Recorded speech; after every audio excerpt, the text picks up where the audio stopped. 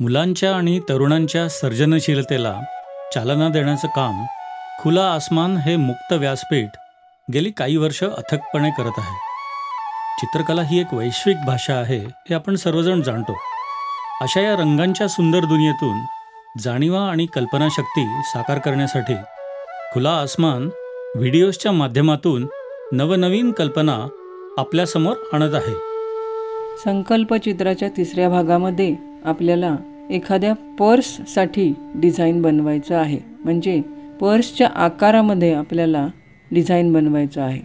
यासाठी आपण काही वेगवेगळे नमुने पर्सचे आकार काढून घेतले आहेत आणि त्यातला आपल्याला जो आवडेल तो आकार आपण मोठा करू शकतो.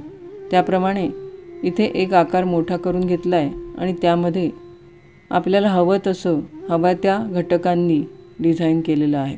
मुख्यतः असा विषय इंटरमिजिएट ग्रेड परीक्षेमध्ये येऊ शकतो. एलिमेंटरी ग्रेड परीक्षेमधला बाह्याकार भौमितिक आकार असतो, तर इंटरमिजिएट ग्रेड परीक्षेमध्ये एखाद्या विशिष्ट घटकाच्या सुशोभनासाठी आपल्याला दिलेल्या बाह्याकारात संकल्प रचना करायची असते. आता ह्याच्यामध्ये हा विशिष्ट घटक म्हणजे पर्स आहे. याच्याऐवजी वेगवेगळे आकारही असू शकतात. आता हे बघा, आपण जे चित्र रंगवतो आहे त्याची रंगवण्याची पद्धतसुद्धा खूप वेगळी वापरली आहे. म्हणजे दोन रंग घेतलेले आहेत, एक फिका निळा आणि एक जांभळट निळा म्हणजे गडद निळा किंवा गडद जांभळा. आणि आपण चपटा ब्रश घेतला आहे. एका ब्रशमध्येच दोन्ही रंग एकाच वेळी घेतलेले आहेत आणि त्याने आपण पानांचा आकार रंगवून घेतला आहे. या प्रकाराला वन स्ट्रोक पेंटिंग असं म्हणतात.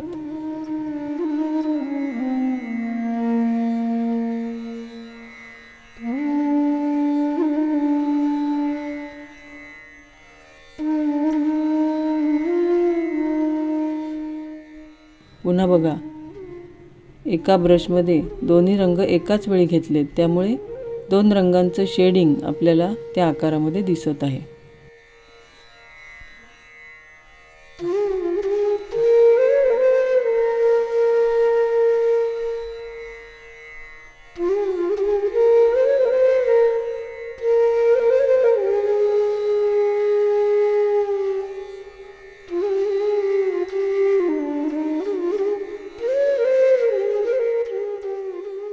हे जे पानांचे आकार आपण घेतलेत, मोठी मोठी पानं घेतली आहेत. त्यामध्ये एकाच पानामध्ये 5 भाग आहेत. एक एक भाग आपण रंगवून घेतला आहे आणि आता मधल्या भागामध्ये पांढरा कागद शिल्लक दिसतोय. तिथे आपण गडद रंग देऊन घेत आहोत.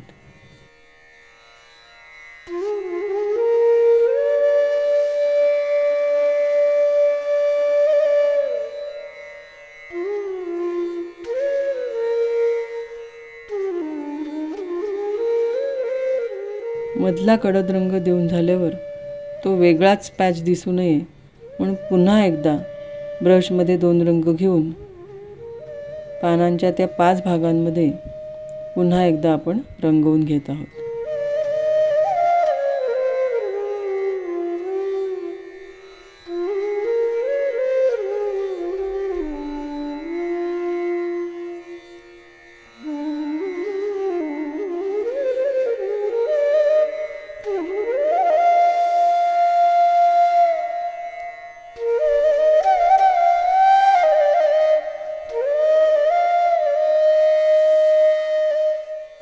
हे रंगवताना आपण कागद फिरवून घेऊ शकतो.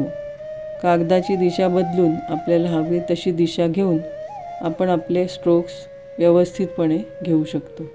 हात वाकडा करता येत नाही, पण पेपर वाकडा केला की आपल्याला हात तसाच ठेवून डिझाईन काढता येतं.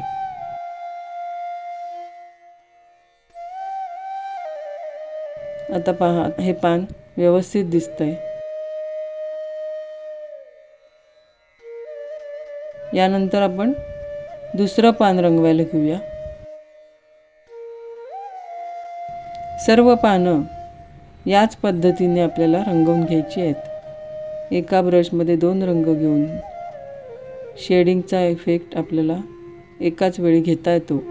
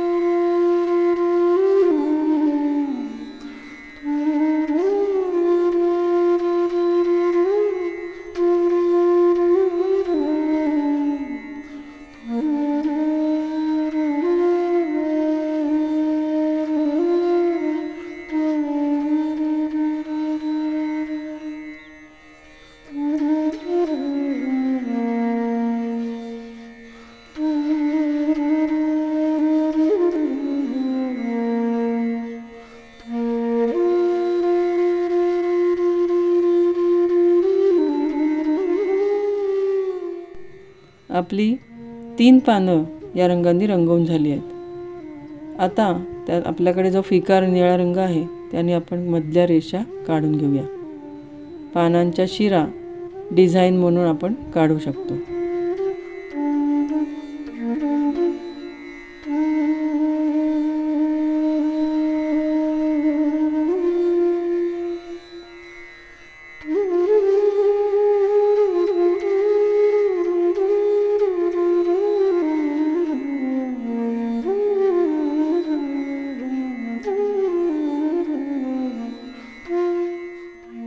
आता उरलेल्या पानांना आपण वेगळा रंग घेऊया.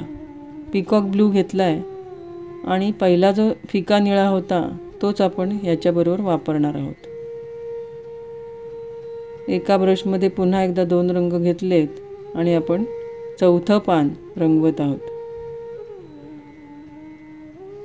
पान मोठं असेल तर मधल्या भागात पांढरा अवकाश राहू शकतो, पांढरा भाग पेपरचा दिसू शकतो. पान जर का छोटं असेल तर एकाच वेळी पूर्ण पान भरून आपण ब्रशने रंगवू शकतो.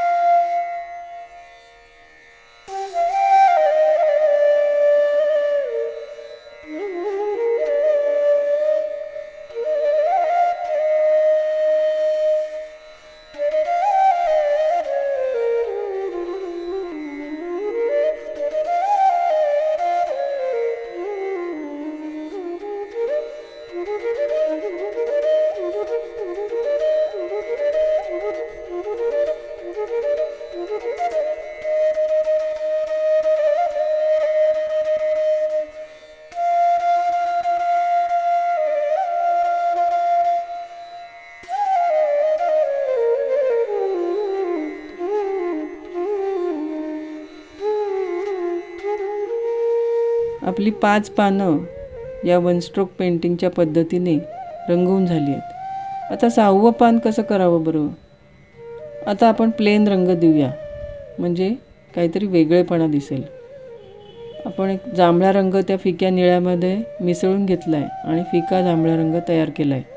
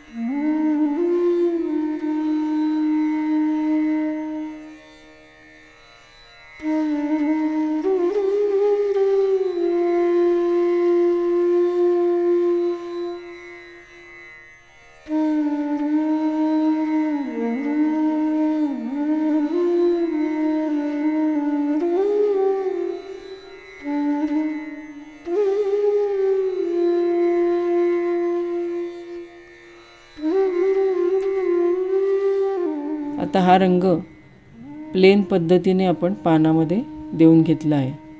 तसंच राहिलेलं एक पान आहे, आणखी एक पान आहे, त्यामध्ये सुद्धा आपण तोच रंग देत आहोत.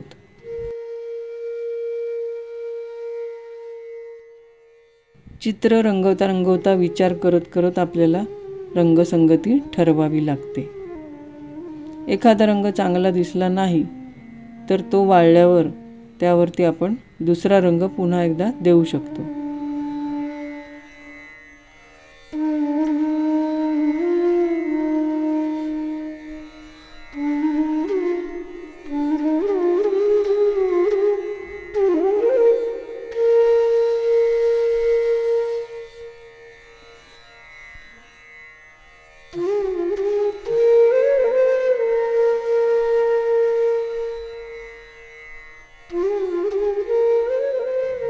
आता सर्व पानं तर रंगवून झाली. पानांच्या बाजूला जो पर्सचा भाग आहे, उरलेला जो भाग आहे, तोही भाग आपल्याला रंगवायचा आहे. आता तुम्ही बघू शकता, बहुतेक सर्व पानं फिकी किंवा मध्यम रंगाची आहेत, म्हणून पर्सच्या बाह्य भागाला आपण गडद रंग निवडला आहे. इथे आपण गडद हिरवा रंग देत आहोत. याच्यावरून तुम्हाला कळलंच असेल की आपण कुठली रंगसंगती वापरतोय. आत्तापर्यंत आपण निळा वापरला, जांभळा वापरला आणि आता हिरवा रंग वापरतोय. हे सर्व रंग शीतरंग आहेत. हे रंग बघितल्यावर आपल्या डोळ्याला थंडावा मिळतो. म्हणजेच आपण या चित्रासाठी शीतरंगसंगती वापरत आहोत.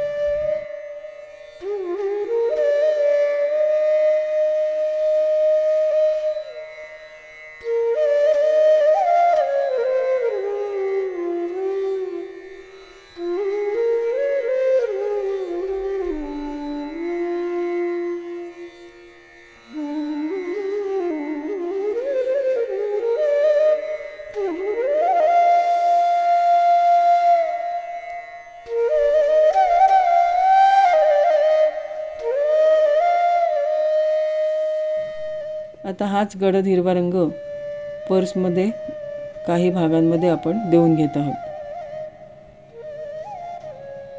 इंटरमिजिएट परीक्षेत संकल्पचित्र या विषयासाठी 3 तास उपलब्ध असतात. त्यामुळे अगदी किचकट डिझाईन असलं तरीसुद्धा ते आपलं अगदी व्यवस्थित रंगवून होतं 3 तासात. घाई न करता सावकाश चित्र रंगवावं. चित्रामध्ये फिनिशिंग असावं. रंग आकाराच्या बाहेर जाता कामा नये. सर्व रंग व्यवस्थित दिला पाहिजे. यासाठी रंग जास्त पातळ न वापरता घट्ट वापरावेत, म्हणजे ते प्लेन बसतात.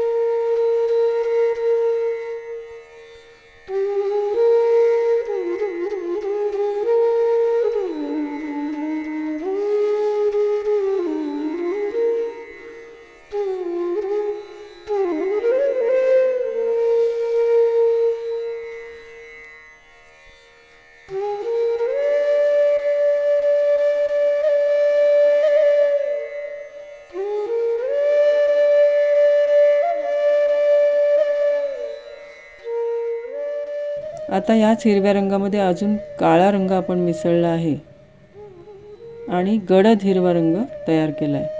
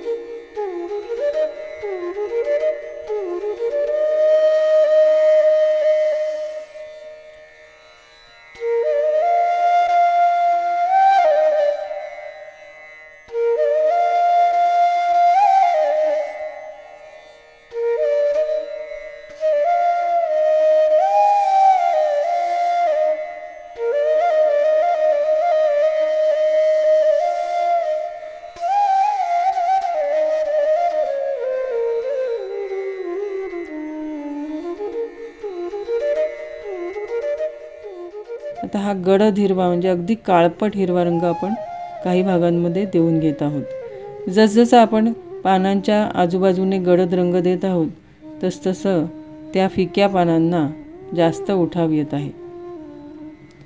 आणि हे जे भाग आपण केलेले आहेत वेगवेगळे बॅकग्राऊंडमध्ये, तिथे रंगवताना आपण सगळ्या भागांच्या मध्ये एक पांढरी बारीक रेषा सोडून दिली आहे. पानामध्ये जशी आपण पांढरी रेषा काढलेली आहे तशी मागच्या भागांमध्ये आपण पांढरी रेषा सोडून दिली आहे. त्यामुळे ते एकमेकांना पूरक दिसत आहेत.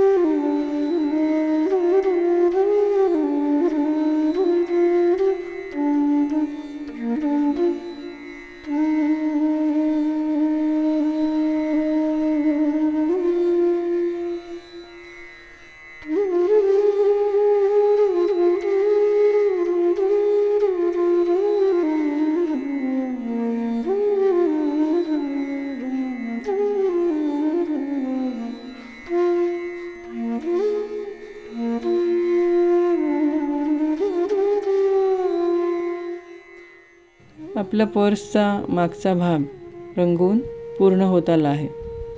यानंतर काय तर पर्सचं जे हँडल आहे, जिथून आपण पर्स हातात धरतो, ते हँडल आपल्याला रंगवायचं आहे.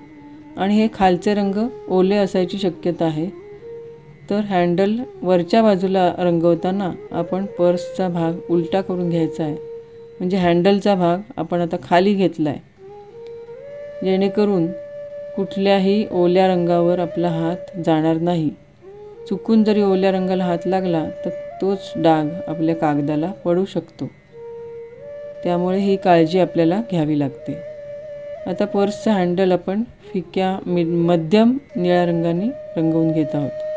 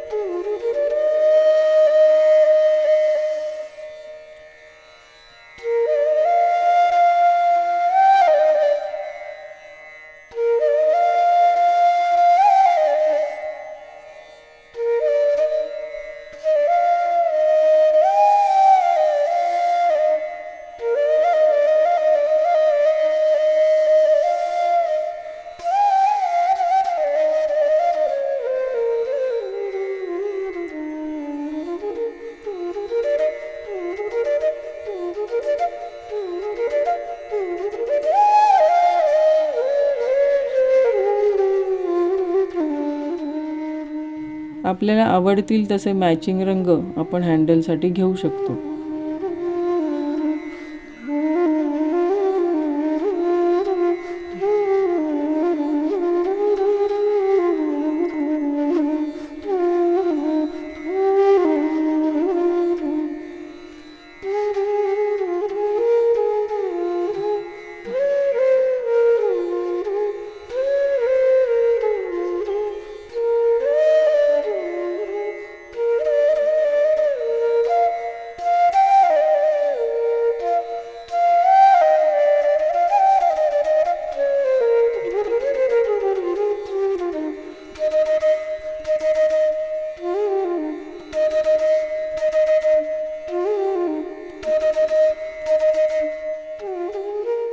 यानंतर काही भागात आपण पोतनिर्मिती करत आहोत.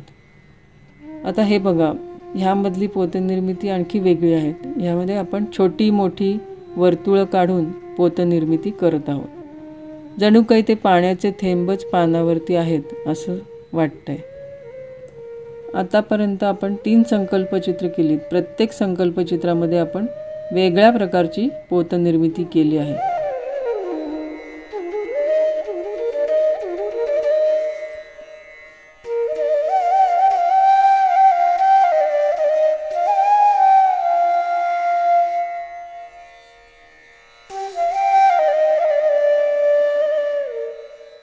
यामध्ये आपण छोटी मोठी वर्तुळं आणि पांढरे बारीक ठिपके यांचा वापर करून पोतनिर्मिती केली आहे आणि आपलं सुंदर चित्र पूर्ण झालं आहे.